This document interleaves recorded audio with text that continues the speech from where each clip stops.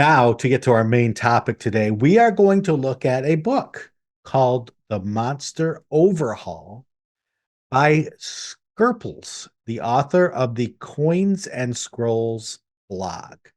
What is this book? Well, Teos has been raving about this book for the last month or so, and he finally beat me down and said, we're going to talk about this book. And so I got a copy, and by golly, we are going to talk about this 336 page system independent book that covers over 200 monsters, but not in the typical fashion. Rather than emphasizing the stats and the powers and the abilities of these monsters, this book delves into the ideas that surround them. And I will say this about the book, Teos. As I first sat down and started skimming through it, I realized this is a great book if you need ideas. Mm-hmm. As I leafed through it, I realized that this book is literally a visual interpretation of what happens in my brain about 98.7% of my waking hours and probably 100% of my sleeping hours. Uh-huh. Mhm. Yeah, I feel that way too. Well, I feel like this is what happens when I sit back and think about particular encounters, where I really never want my encounter to just be, they're four skeletons, and that's it. Fight them. It's, what is their story? What is interesting about them? What makes this fight memorable? And this is full of these ideas. And there's a nice, it's a very interesting, the way the book is approached. While it has a sort of approach to it, it varies based on the monster. So I think goblins get like 5 pages or 8 pages or some number like that. I wrote this somewhere. And let's see, goblins have 5 pages, and that's one of the bigger ones. Sometimes a page might have 2 monsters, but there are tables and creative bits, and there's a whole introductory section that's kind of talking to you about the approach of this book, which is very unusual because this is not meant to be your monster manual, even though there are kind of stats, sort of. It's the stats are sort of a loose, if you've run RPGs, you can sort of use this to gauge one against the other, but you probably won't just run this as it is. You'll more use it for the tables and the concepts and the ideas that are here. So what's the purpose of the book? The introduction states that it has at table utility. So the DM, for example, doesn't need to be told that bears live in caves or that ghouls hunt graveyards. Instead, there are prompts and things that might be difficult for folks to invent under pressure. Names, the details of something, the motivations behind something, a quick layer of where a creature like this may be found, riddles that the monster might tell, maps that might be helpful when running encounters using this monster, those sorts of things. And so we get all of that. There are 20 chapters that each have 10 monsters. So you could literally roll a d20 to pick a type of monster and then roll a d10 to get the type, the actual creature within that monster type. Yeah, that's great. Great. And the introduction has some good advice. It has first of all, there are tables that are useful on the inside and back cover that you can just use generically. Then it talks through sort of what it's trying to do, and it has some nice kind of wisdom, but in a bit of a wiseacre kind of way. Like we're told, write in this book and give it post-it notes and all this, and then it says, quote, if you want a pretty object to put on your shelf, buy a second copy. It's got its perspective on how you should play this game, any RPG, and how you should use this book. And so it does talk to you in that sort of tone sometimes of like, come on, this is the way to do it, right? Yeah. And so that's the sort of through line of the entire book. And it does it well.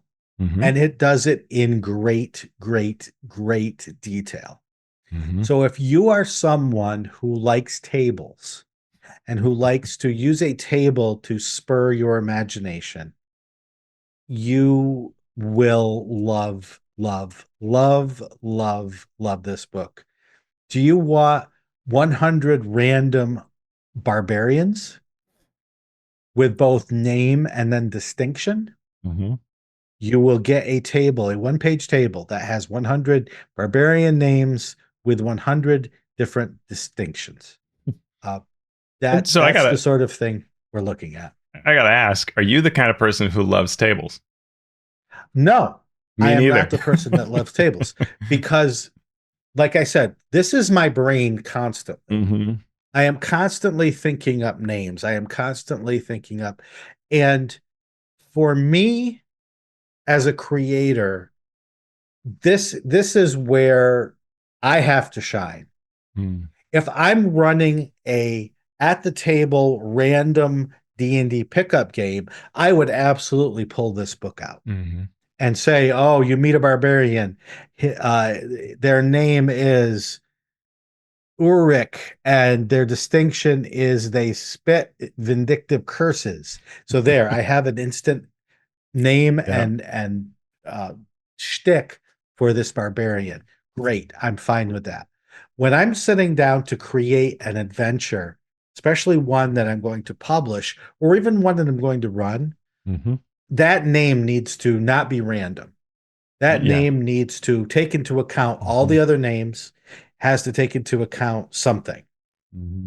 And the distinction needs to take into account something. So I am not the audience for this book, but that doesn't mean I can't appreciate Hmm. the book itself. Yeah. Yeah. I'm also not much of a table person for somewhat similar reasons, in that I find that the time when I would look at a table would be before play as I'm designing, but that's what I'm already doing. Even if it's for homebrew, I'm already designing and thinking through these kinds of things. What I do like is I do find that whether it's in a table format or not, and I actually generally prefer it not to be, wild ideas are Mhm. useful to me. Mhm. And there's a sort of funny statement here, like the stat blocks don't. The stat blocks is a loose concept, but they don't have any skills. And the Right. Skirple says, rolling to find out how well a bear catches salmon or a lich distills potions seems irrelevant, which I think is very funny. But Yeah. to that same level, what am I looking for out of this book, or any book that's going to give me ideas? Is can I come up with new ideas that I hadn't thought of before, or new patterns of thinking, new approaches to things? And this does help me do that. In Mhm. that there are times when, like, let's say if I'm going with like villagers or as they call them here, peasants. There are times that just becomes just sort of, I'm not going to really bother, or you know, I'll just play it off however it comes off. And this gives me some really wild ideas. Like peasants, for example, is one of my favorite tables. We get 1d100 peasants, and you get names, and like the first 10 are John, but they have appearance issues, right? So one of them is a bulbous goiter, whistling voice, extraordinary crooked nose, right? There's just a bunch of these all throughout here. And then Mhm. there is my favorite column, odor: Mhm. stale beer, chalk dust, cat hair, mashed earthworms. There's a good one. And Mhm. it's just, that's really funny. And their demeanor, and what is the mundane item each of them has. And that does help you think about things, right? It helps me go like, okay, as my players visit this town, a fun thing Mhm. can do is, what are they holding? Mhm. What's that one object I can describe that they're holding, interacting with, that they care about, that will say something about them? And it's that kind of thing that can stick with me. And so looking through this book as I'm thinking about a session can help me come up with things that are a little different than I would normally. Um, in fact, when I was thinking about it, and it leads into your brain kind of, building those sorts of webs of wild ideas. And it was reading this book that forget how it exactly inspired, but I was actually thinking that for my campaign, a really interesting thing to do is, you know how Star Wars has a theme song for like literally one of the songs matches each main character? Yeah. Thinking how interesting it would be if you just put some music on that's going to play during your game. Like during my Deadlands game, I just have some Wild West type soundtracks. What if I started the game session with a song that is a player's song? Because they're like the featured character, right? Yeah. And people knew that. Like that could be really interesting. And I'm like, maybe I want to experiment with that. And it's that kind of thinking that comes from just weird sort of looking at stuff beforehand for me. And that's to me the value of this book. Yeah. I'm looking at the D100 wizards. They have the first name, family name, appearance, area of study, and magic item. And I'm looking at the magic items, and some of them are obviously out of D&D. Yep. But then you get things like the Wand of Sawdust. I'm like, okay, Yeah. okay, I can come up with a Wand of Sawdust. I can come up with an orb of record music. Yeah. Ring of Speak to Birds. Yeah. And then you can have the other wizard with the Ring of Speak to Cats, and it builds itself, right? And so it is a really great way to think about things. We should also say, before we get too deep into sections, there's a whole piece talking about random encounters, and you and I have different feelings than some folks on random encounters, but each chapter will have random encounters, and it's as simple as saying there's 10 monsters, so let's get one of the 10 and give you some thoughts about them. But also they have mixes, so there are these 10 monsters in this chapter, but here are 2 of them that are together, and this is what they're doing, and here's another 2, and so you get these like mixes of monsters, random encounters. And for these tables, you have what are called omen entries, and so this is the, like, if you're stealthing up or roll well on your notice or perception, or whatever it might be, what do you see? Well, wisps of cobweb and sharp hairs when you're coming up on the giant spiders, or chittering, scrabbling, and clicking when there are these monstrous vermin around the corner. I like the adventurers that has some stuff like, like gear and coins clinking, or the sounds of an argument, right? Harpies are beautiful, entrancing music. So that omen is a really neat concept that's on these encounter tables. And then the where to find them. When you turn a corner, at the lip of a spiked pit trap, on a steep ramp, just things that will juice up your thought process of where these monsters might come in, which can be neat. And there's some interesting concepts here, Shawn, about the random encounters themselves and how to use them. What'd you think about that? Yeah, I agree with when we are told that, quote, a game consisting entirely of randomly generated locations, plots, and monsters will feel thin and meaningless. So, as you said, we are not big on random encounters in pretty much any way, any place, unless you are specifically running a game where every encounter is going to be random, just to see what happens. And there can be fun in that, but it generally turns into a boring, disconnected jumble then. So I agree there. It also says the most boring use of random encounters is resource depletion, to just fill the time between interesting locations. Again, very true. Yeah. Now, what it does say is random encounters can provide information outside of the flow of the story. It can provide information about the setting. It can provide allies. It can provide different ways to solve problems or to reframe events.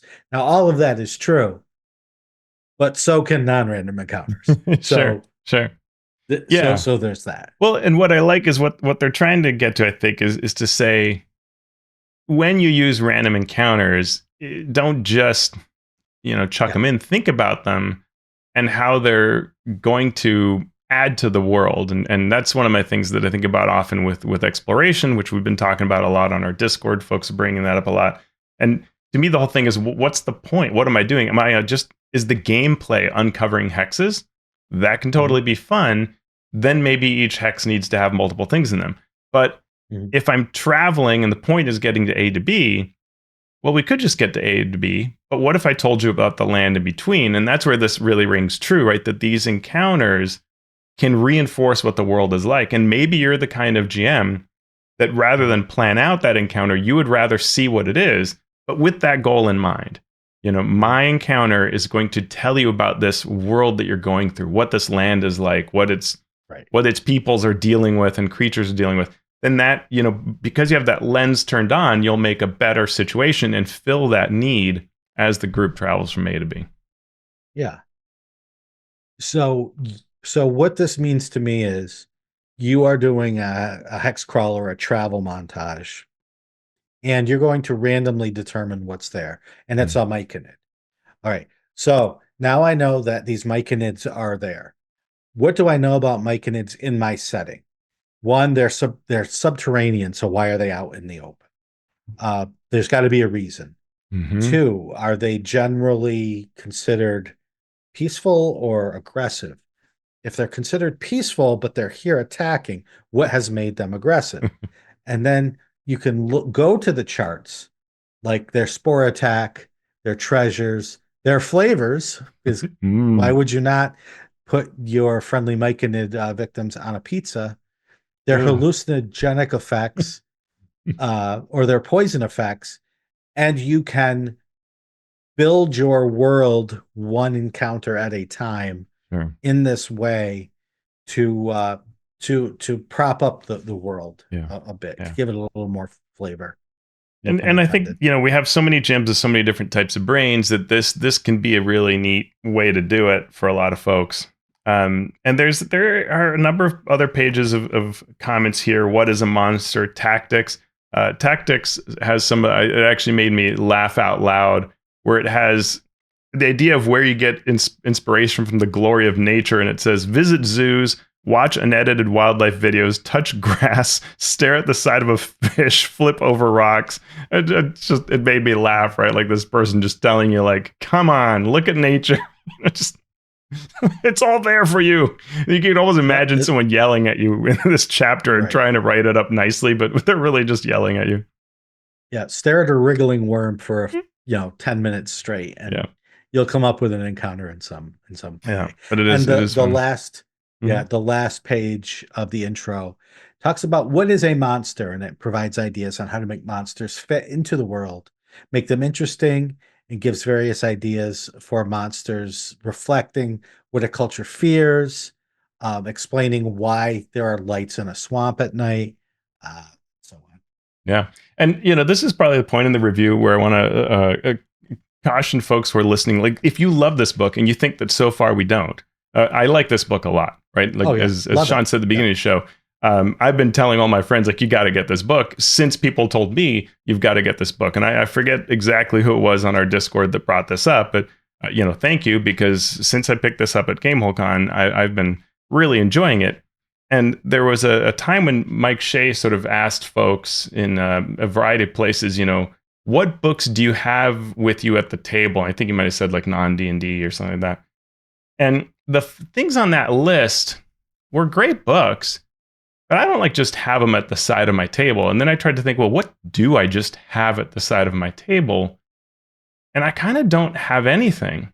You know, I have like a Chessex battle map, and I have, you know, there are things like there are resources, the deck of player safety, or things like that. But I don't tend to have a book at the side of my table. And then I thought, when I got this, I thought, oh, this is the kind of thing I could have at my table. Because it is interesting enough that if I might just go, you know, I do want to look at some interesting, I didn't juice up these zombies. Let me see what I have here, and just take a moment and look and go like, okay, I can run with this, right? Yeah, it even if it doesn't give you an answer, it can give you a prompt with which to present your characters something different.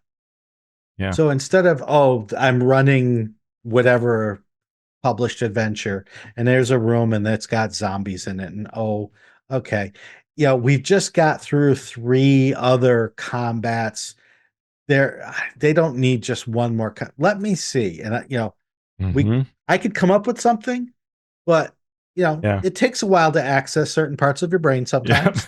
Yeah. So why not just flip to the zombie section and see what this book has to say? Yeah, absolutely. And like I ran a fight in Deadlands the other day that involved giant cattle, and I just described them as random cattle. But maybe I should have actually looked up in here and seen what they say about cattle, and that might have given me ways to differentiate them, and maybe that would have added to it. I didn't super need it, but it could have been fun. And so this is definitely the kind of book that I would encourage folks to buy, and that it can be something that you really will have at the side of your table for those moments you need it, varying on what kind of GM you are.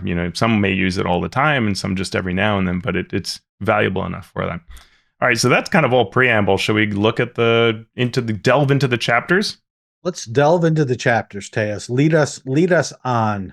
Well, we kind of talked about people, and again, it's going to start with random encounters for the people section. So chapter 1, people. There are 10 types of peoples.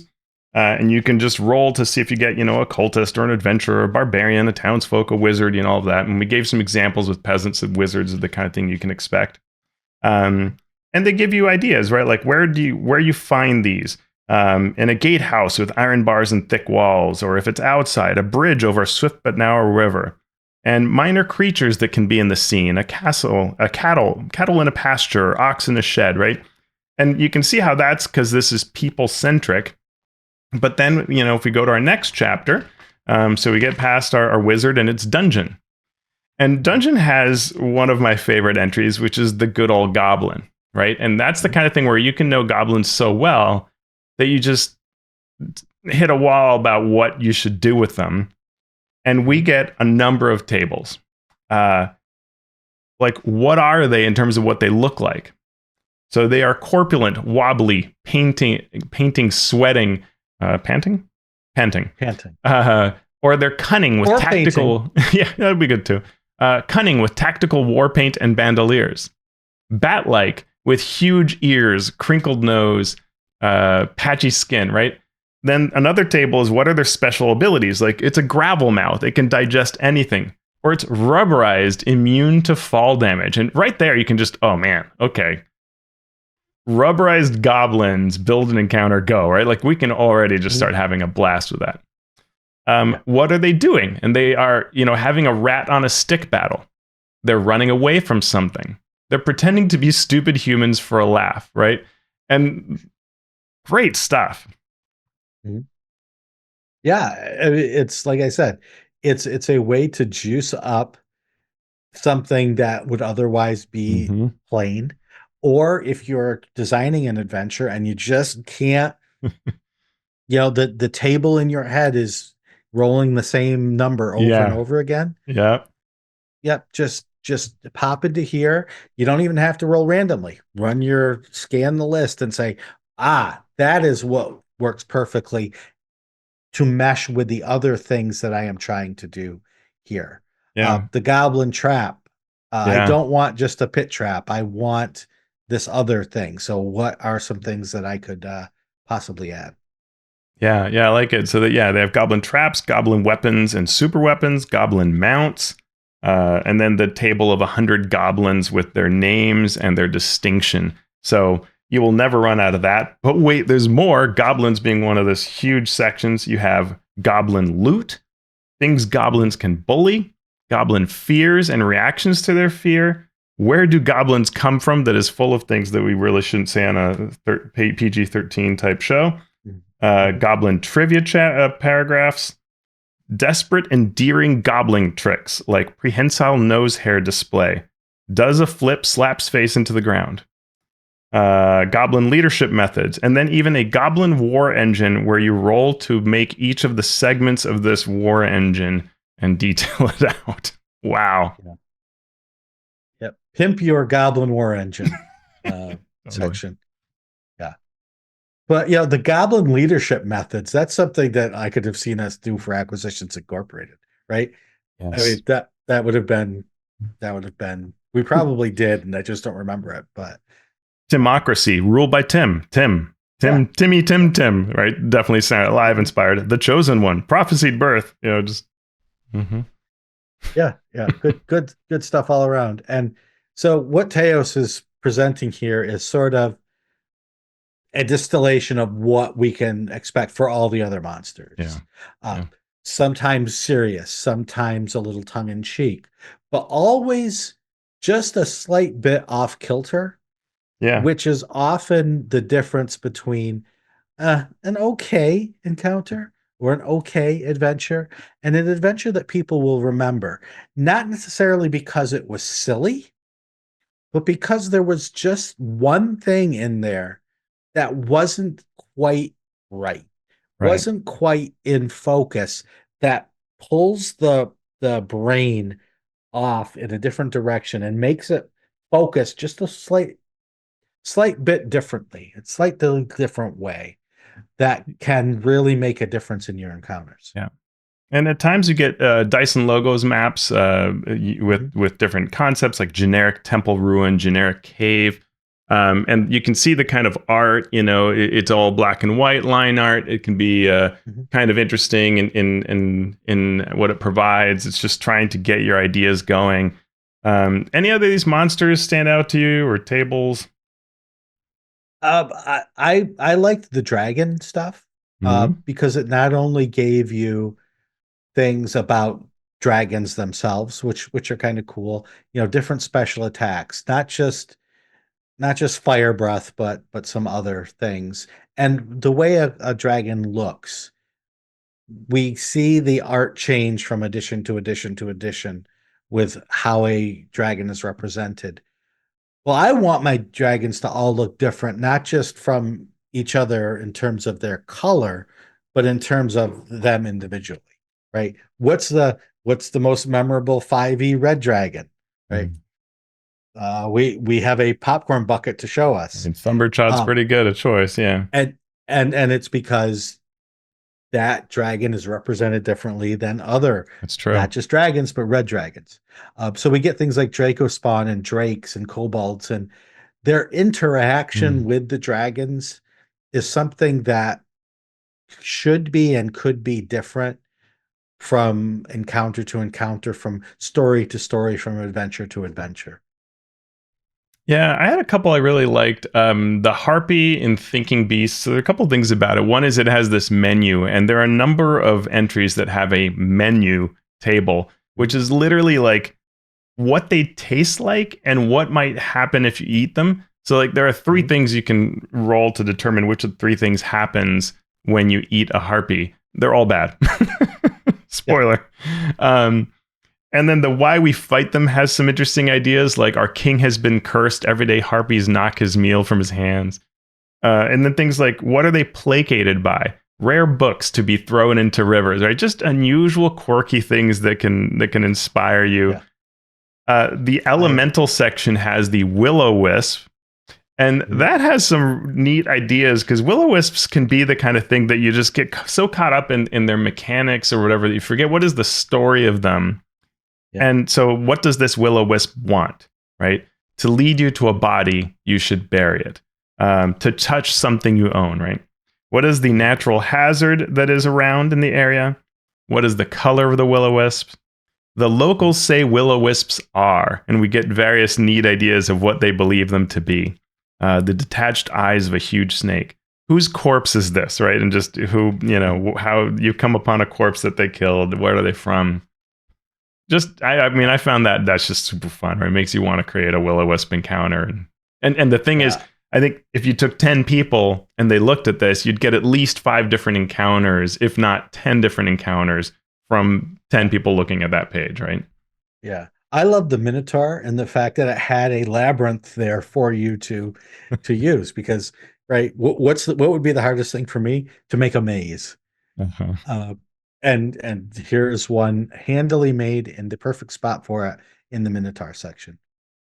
The Froghemoth is just a half page, but it has a table with features like pink blobby. But then the locals, awaken it every summer, use it to eat trespassers, passionately hate it, steer it with bells. And that just, again, just really great concepts of what it can do. The mandrake, which can be, an onion or a potato or vanilla or ginseng. And the menu is full of interesting things that happen if you eat it. Mhm. Yep. I will always go to like the vampire section to Okay. see what they Yeah. have to say about vampires.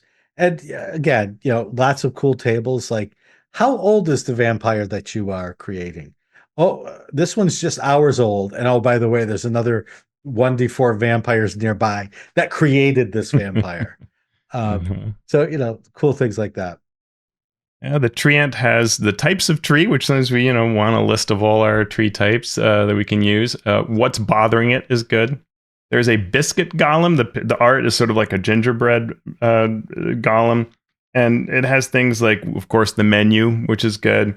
The type of it and effects, like it's shortbread or it's macaroon, and based on the type it is, different features, right? It's macaroon, so it's immune to fall and bludgeoning damage for an hour if you eat it. Um, and then why this biscuit golem must die. What is it doing? Who made this biscuit golem? So it's like it's got to die because the cattle give sour milk when it's around, right? Or who made it, and it was a wizard testing dubious reincarnation spells. Just wild. And they can't use beholders, but they can use eye tyrants. Mm-hmm. And so we get a whole section on what rays might you be hit by depending on where you are standing in relation to the eye tyrant. And eye tyrants are known for their madness, or they're supposed to be. So we get the ravings section where it just goes on this huge long rant that this eye tyrant may give. And it gives a layer, and you can tell the creator of this is a fan of D&D and is knowledgeable in D&D creatures in the sense where the eye tyrant's lair has all these vertical tunnels because they can fly. So why have tunnels that go horizontally when you could have tunnels that go vertically? Yep, absolutely. I like the giant crab has a weaknesses table, which is a fun idea of taking this, heavy shelled thing that would be hard to hurt, but it has a glowing chitin spot, or if you do mimicry, fish, it will be lured by the smallest fragment, right? Just the idea of some sort of weakness in there is pretty neat. I like that idea.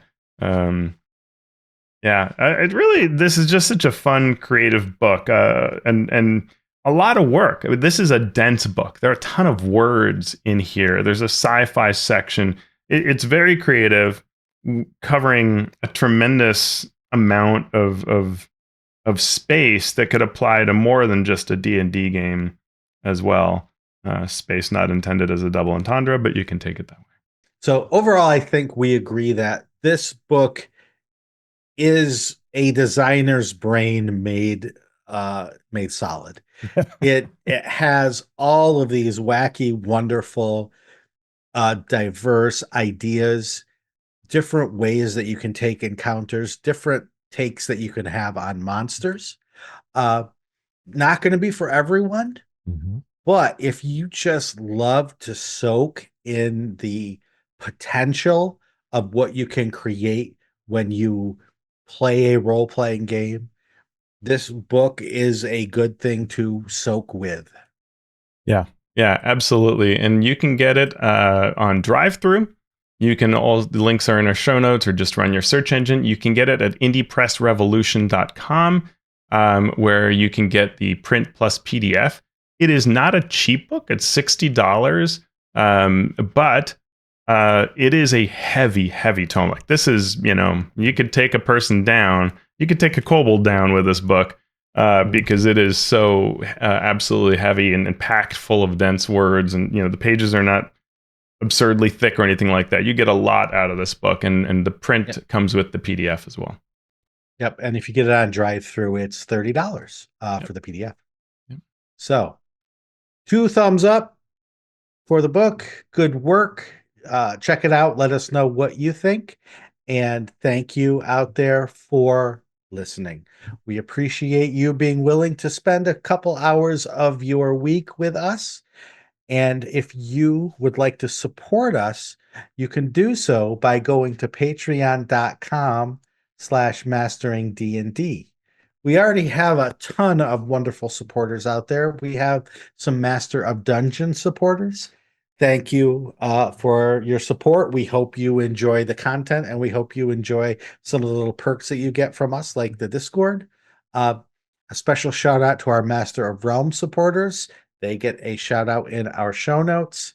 And for the Master of the Multiverse patrons, you get your name read right now, starting with Agile Monk of Fantasy Companion Workshops, Keith Ammon of The Monsters Know What They're Doing, Lou Anders of Lazy Wolf Studios, Craig Bailey, Steve Bissonette, David Bastiensen, Steve Bissonette, Merrick Blackman, Calvin Bridges of Alos, Evil John, Evan at Nimbleco, Will Doyle, Andy Edmonds at Nerdronomicon.com, James Fisher, Scott Fitzgerald Gray at Insane Angel Studios, William Harshman of Runeforged Tabletop Gaming, Ben Heisler and Paige Lightman, Sean Hurst, Hyperlexic, Mark and Mary's Gaming Compound, The Mighty Jerd, JR of the Twilight Perspective, Brian King, Jim Klingler, aka DM Prime Mover,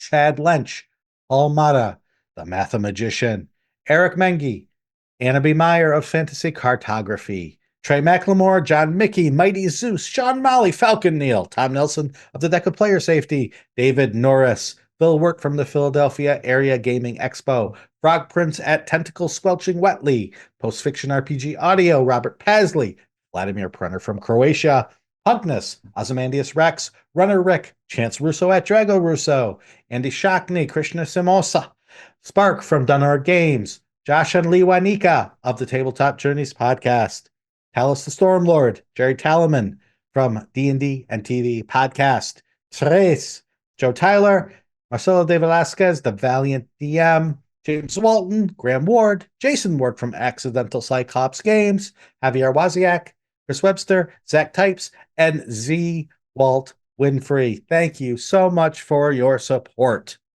You can also help us out by going to YouTube and subscribing to our channel, or you can leave us a review wherever you get your podcast or watch or listen. Do that. Teos, where can people find your stuff? Find me at alphastream.org. I had a video out on how to choose the next role-playing game you're going to play, and the next one will be on how to make the most out of quick start guides that come with them. How easy it can be to pick up an RPG. We all think it's hard. Not necessarily. All right. I'd love to watch that. And you can catch me on the socials at Sean Merwin, or the podcast on the socials at Mastering DND, or go and subscribe to our YouTube channel at youtube.com/@Mastering Dungeons. That is our show. We have done the stuff. Teos, what are we going to do now? I'm going to make a giant amount of popcorn to eat. Ooh. I'm going to stand here and drool thinking about the giant popcorn that I could eat out of Chumberthod's head.